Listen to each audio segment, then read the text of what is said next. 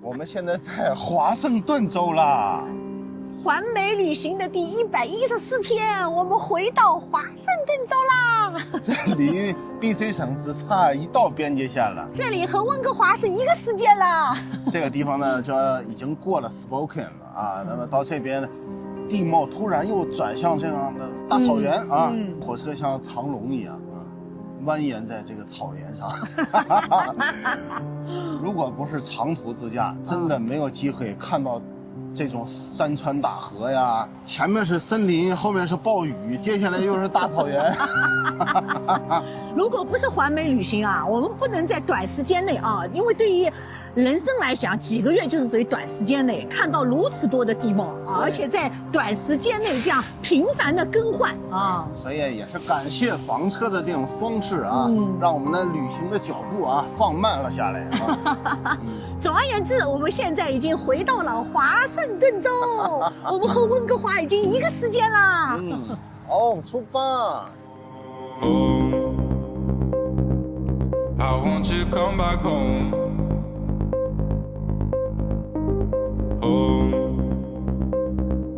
Please take me back home. Home.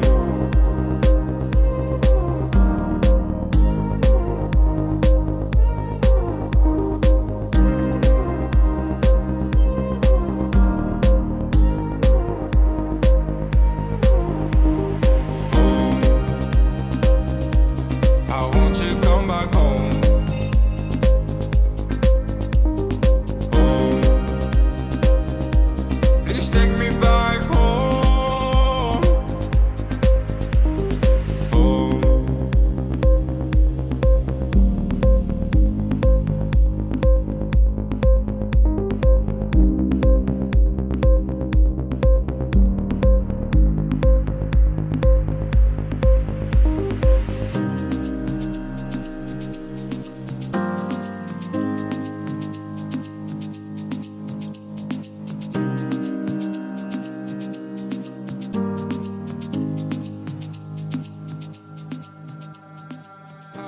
下午1点，我们来到了华盛顿州 TT 营地。这个呢，也是我们会员支持的营地。有一段时间没有住 TT 和 TC 的营地了。今天呢，540公里，从蒙大拿州的米苏拉地区来到了华盛顿州。在这儿呢，已经和温哥华没有时差了。沿途一路上啊，各种气候啊，大雨、小雪，然后多云。车行150公里的时候呢，进入了爱达荷。进入爱达荷州的时候啊，还下起了小雪。这个车辆外面的温度啊，只有3度4度，然后呢又下起了冰珠。所以说啊，这个环美旅行啊，这个时间上的控制啊，真的是需要好好的计算和计划。就是你不能够永远是只有一种气候。像 Kevin 呢，一直是非常忌讳就是翻越落基山脉时候的这个气候状况。所以呢，我们这次佛州之行呢，这个时间段回到了华盛顿州。我们现在这个 TT 营地呢，位于哥伦比亚河的旁边。刚才进营地的时候啊，风景实在是太漂亮了，峡谷、山谷还有河流的风光，依稀让我想起来那年我们去那个基罗纳啊，去那个雄溪营地，也是一边就是河流，一边就是山谷，然后雄溪营地也在那边。所以去多了地方之后呢，你会对各个地方有留下深刻的印象，就是你觉得好的地方。沿途啊，我们俩高兴地聊着，为什么呢？4个月之前出发的时候呢，对前途是不确定的，也有一种惊喜，也有一种不确定因素的一种担忧吧，怕路上有什么状况。那么现在我们回程路上呢，我们是确定的，因为我们是回家的心情和长途旅行的心情是不一样的。明天呢，我们将继续留在华盛顿州，继续是移动日。本来呢，我想找一个地方呀，去看看这个哥伦比亚峡谷啊，其实是哥伦比亚河了，但是我们看下来这个风光啊，特别像大峡谷。你看，区别就是它有一条哥伦比亚河，大峡谷是干巴巴的峡谷。这个营地还蛮大方的，你看这么好的位置，它是游客中心，并没有卖掉啊，它做了那个会员俱乐部，你看对面那个峡谷啊，它这个柱状的那个样子，一节节的样子啊，我觉得像我们济州岛旅行的时候，海边看到的那些岩石，有点像，但是它也蛮像大峡谷的。前一段时间，我看那个伊拉戈尔和他那个福格尔去大峡谷嘛，看，所以这个营地啊，还有一个他们选这儿的原因，就是他们喜欢来这儿玩船。啊，我看我们隔壁营卫都带着船呢。对，哎，我觉得这个单这么一个湖好像也不怎么样啊，关键它后面那么有特色的那些岩石，你看，据说这是远古时期啊一次大洪水啊，给冲出来的一个峡谷。哦，哥伦比亚河对于我们来讲很重要了。对呀、因为它发源于加拿大啊，然后那个流经俄勒冈、流经华盛顿。华盛顿州，然后又作为华盛顿州和俄勒冈州的一个分界线。对，是的，当然，现在我们这段因为比较靠上游了，它不是分界线，它在最下游的地方。我们去年还去了那个入海口啊。我觉得我们几年前第2次去黄石国家公园的时候啊，没错在一个休息区，就是俯瞰了这个哥伦比亚河和这个峡谷啊。你说的太对了。对呀啊。那当时我们还没有开房车嘞，对我们只是开着我们的小车去的啊，就在南边的一个地方。它是在高处看，也是特别漂亮。我是找找附近有什么好看的地方，我一找，嘿，这个地方曾经去过。Kevin 刚才吃好饭还跟我说，要不开车出去看看。然后他搜了一圈，他跟我讲，你想想，有一个地方。其实你看啊，如果光线好的话，就那种感觉啊，也超好啊。它是这样，所以我就说它像大峡谷嘛。不是，你看啊，它的云在上面啊，然后这个山上面就是颜色，就是各种深浅的颜色啊，对吧？云罩着的它就是深色，对，太阳光面它就是亮色，它就色彩就斑斓了啊。对，然后这个湖水也是这样，有那个波光粼粼的，也有绿色的。大峡谷就是这样，大峡谷就缺哥伦比亚河。大峡谷大概原来也有河，但是大峡谷啊，有一点跟这儿不一样的就是大峡谷上面。一样的高度啊，那么巧啊，它是一种裂开来的感觉啊，对，地沟一样的。我们这儿是河水泛滥冲出来的一个，它这个像竹子一样的，一节一节一节一节。对呀。然后呢，又像柱子一样的，一根一根一根一根哦。对呀，对呀。就是这一片的这个岩石太神奇了。我觉得美国的河呀还是蛮那神奇的啊。它除了在靠墨西哥湾的那边的叫路易斯安那州那边入海口密西西比河有那个洪水泛滥的这个风险，其他的好像它这怎么泛滥？这河床远远高于河面嘛。哦，那不一样。我记得有一年我们 BC 省那个下大雨发洪水，把那个几个小镇都给淹了。它淹的不是河，它不是那种它也是山谷里的那个城市，它不像黄河那样就是地上河的感觉，然后大梯一冲垮，然后就它就是山上的洪水泄下来改道啊。它这边都是以山上汇下来的泥石流啊或者洪水啊淹了一些小镇子这种感觉。对对。这个营地，我们是当过路营地啊，就这么一住，没想到还有这么好的风光，对，省了个国家公园门票。虽然大峡谷我们也去过2回啊，这个靠近拉斯维加斯那儿也去过。我还是蛮喜欢大峡谷这种风格，但是我个人认为啊，我个人认为这是男女的区别。哦，你像就是大峡谷附近或者往北边这些干不拉恰的连个树都没有的地方啊，好像女性不是特别喜欢，但是我个人就是觉得男性的角度来讲，它就有一种沧桑的美。沧桑的美，我这一路上我觉得从东部开到北部，北部再到西部，你看我去那个纪念碑谷，就是《阿甘正传》拍摄地那个地方，我就觉得特有感觉，这 Melody 就没什么感觉。对的，这印第安人保护区啊。对啊，我怎么就觉得，哎，好像就那种美国的西部的沧桑的美哈，那种感觉。今天汽车上还和 Kevin 在聊，那一次是我们的第1次西南大环线啊，对吧？羚羊峡谷，然后拱门国家公园。那时候因为时间有限，拱门国家公园的玲珑门啊没有爬，对，最后一道门一直成为一件小遗憾啊。所以觉得在变老之前，那个地方啊，要去爬一次。它有一个劣势，它就是酒店特别缺失，哦就你订酒店特别不容易。嗯你要订那种什么所谓环线的这样的，就是你酒店的接驳难度特别大。没错没错，因为你一天都不能差嘛。你就会碰到这个地方你留了时间，没什么可玩的。当然，下个地方没留时间，可是又玩不够啊，永远都是有那个拱门国家公园啊，那个我们去的时候正好是下午带傍晚，那个夕阳啊照在那些红色的岩石上面，这问题就来了假的一样。当时我就顾虑什么呢？没有办法及时开到下一个酒店。对对对，是的。所以因为你就不能够在那附近住，如果你要在那附近住，你就可以在里边看夕阳。没错。所以呢，还是要房车。他们刻意要把这个夕阳西下的那个太阳啊，一定要留在那个拱门那个眼睛里。那当然了。这个时候就出现问题了，那你再下山再去酒店，就时间上就不对，所以那个玲珑门没有爬嘛。所以啊，旅行总是有得有失。就是美国有太多的线路可以推荐，有很多就是你去完之后，哎，觉得还蛮意外的，不像比自己想象的要好一些。有一些地方好像，就像你所说的祛魅一样，就是好像觉得也没什么可玩的。哎，我这次去那个，哎，那我就问问你吧，猛犸洞的，我觉得有点像羚羊峡谷。那我整体问一下你，因为毕竟已经到华盛顿了，到家门口了，到家门口了。华盛顿州就是我们这家门口啊。那整个这一圈下来，就是你觉得哪个地方出乎自己的意料，就是比自己意料的要好一些？迈阿密啊，虽然说迈阿密以前坐游轮的是去过，但是短暂停留，不像这次时间这么长。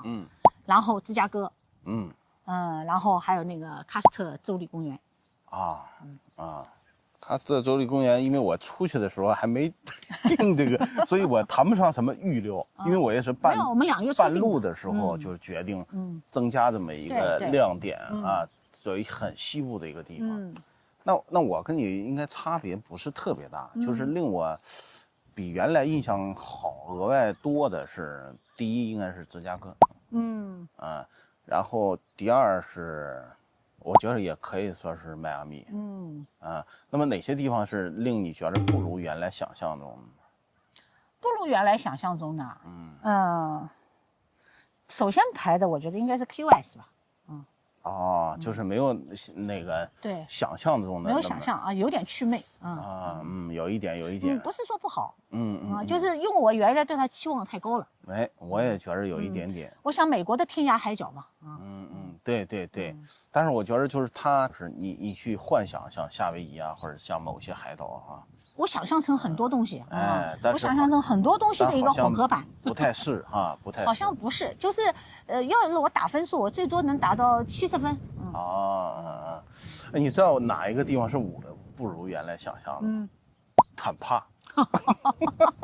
那我倒还好我在想象坦帕的海滩，就是他们原来说，哎呀，这个旅游区主要在什么清水湾呀，还有圣彼得伯格呀。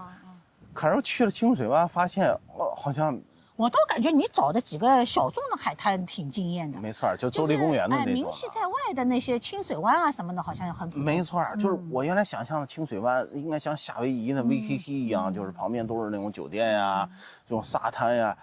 好像去了之后不是那么回事。后来了解一下，就是坦帕的这种恶劣天气的这种危害啊，要远远比我想象的大。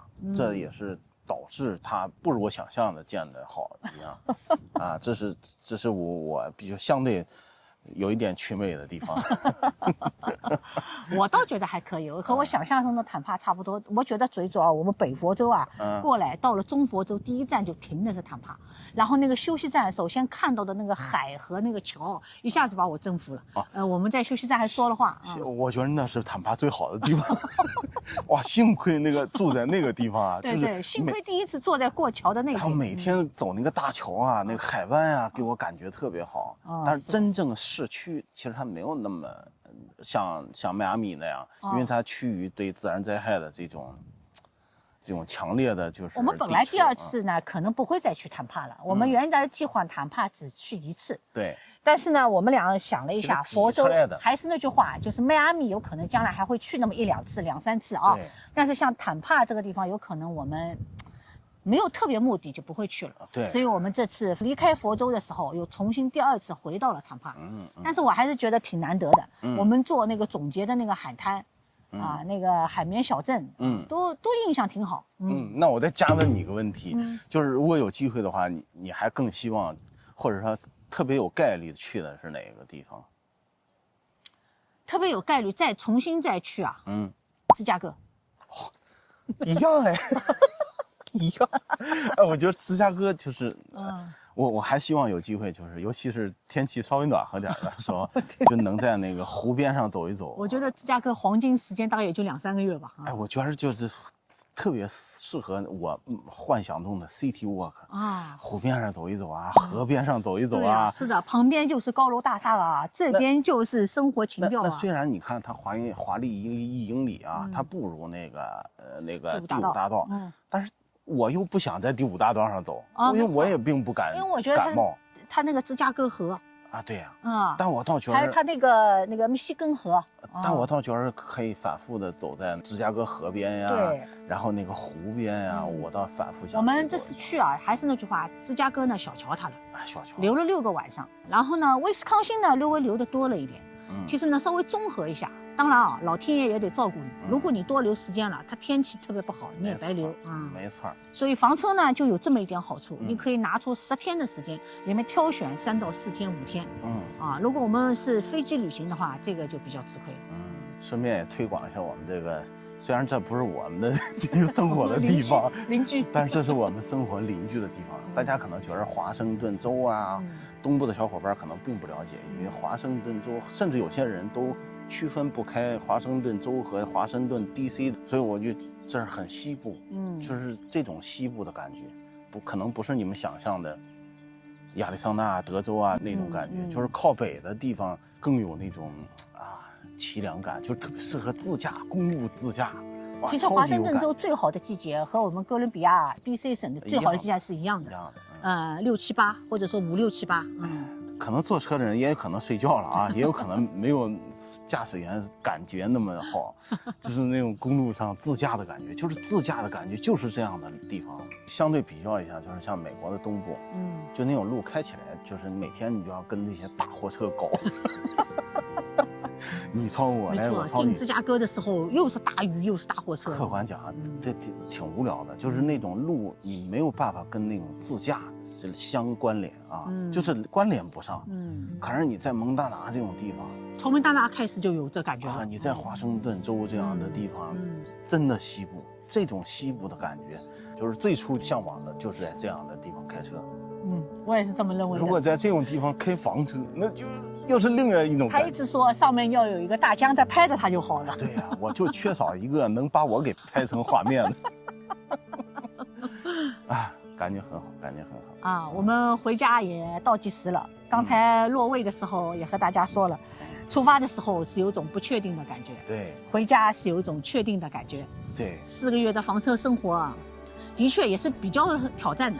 之前也有小伙伴问我们，想不想家呀？哎，我跟你说，越到这家门口呢，越不想回家，就觉得，哎，这能不能再慢一点，再慢一点，再慢一点？人永远在这个新鲜的环境中生活呢，也会稍微不疲倦一点。对，如果经常去自己熟悉的地方，1次、2次、3次、4次啊，也会疲倦的。没错，因为我们大部分80%这次环美都是不熟悉的地方，是没有去过的地方。对。或者是反复去，但是感觉特别好的，所以一直让我们精神抖擞，打鸡血一样。好，分享到这儿。Days go by and seasons change, but more or less it's all the same. Childhood dreams, they fade away. Hidden deep, they lost their flame. Oh, I'd love to stay forever, but I need to travel on. And if you miss me, throw a feather until it lands, I will be home. I will be